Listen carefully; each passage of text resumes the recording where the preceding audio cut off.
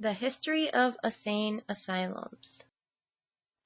During the 18th century, patients were chained up like prisoners. People that suffered from mental illness weren't treated as someone with a disease, but as a prisoner. This photo shows a young female patient that is being chained up. Even in the background of the photo, you can see that the patient's care wasn't a priority. Mental hospitals eventually changed from confining patients to treating them. Doctors did not know how to treat those with mental illness, so they started to try new things.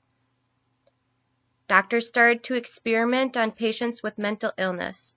They started with electroconvulsive therapy, which is a procedure in which electric currents are passed through the brain, intentionally triggering a seizure. They did this to provide relief from certain mental illnesses, such as schizophrenia and major depressive disorder. ECT is still widely used today to treat things such as severe depression, acute mania, and certain schizophrenia syndromes. In this picture, they show a patient being prepped for the procedure. In 1936, psychiatrist Walter Freeman performed the first lobotomy surgically. In 1946, the first ice pick lobotomy was performed, which involved taking an ice pick and inserting it above the patient's eyeball into the frontal lobes of the brain, moving the instrument back and forth. The ice pick lobotomy became very, very popular due to not having antipsychotic medications and the overcrowding of mental asylums. The result of the lobotomy were sometimes very unpleasant. They would at times leave the patient brain dead or even dead. This picture shows a lobotomy being performed. Insane asylums were very inhumane. Overcrowding in these institutions led to concern about the quality of care that patients were receiving. Even though they started different types of treatment in mental asylums, they were still considered inhumane. Restraints and other devices were used to stop patients from harming themselves or others. This is a photo of a Utica crib. Violent patients were forced to sleep in this crib for long periods of time. Hydrotherapy was used to calm those with excited and agitated behaviors. Water was thought to be an effective treatment.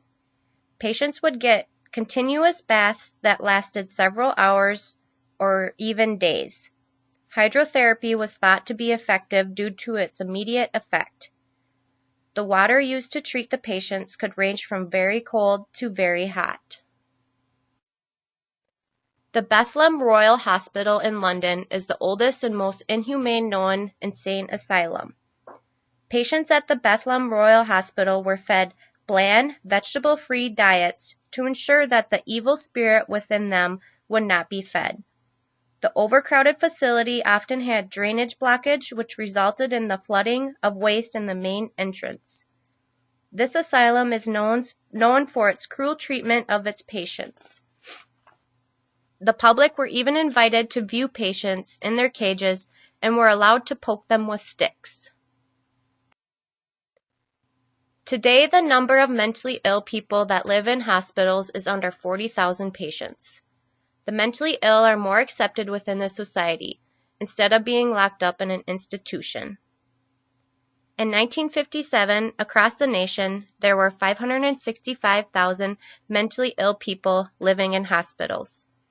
At that time, a number of institutions were being shut down due to the number of patients that were maltreated and the unsanitary living conditions. In the 1950s, antipsychotic medications were also introduced, which allowed some people that suffered with mental illness to live in the community.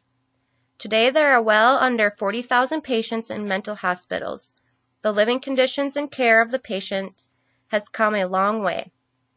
The photo is what a patient's room in a mental hospital might look like today. Jails, the new insane asylum. Jail houses about 300,000 people with mental illnesses, while hospitals hold about 35,000 people.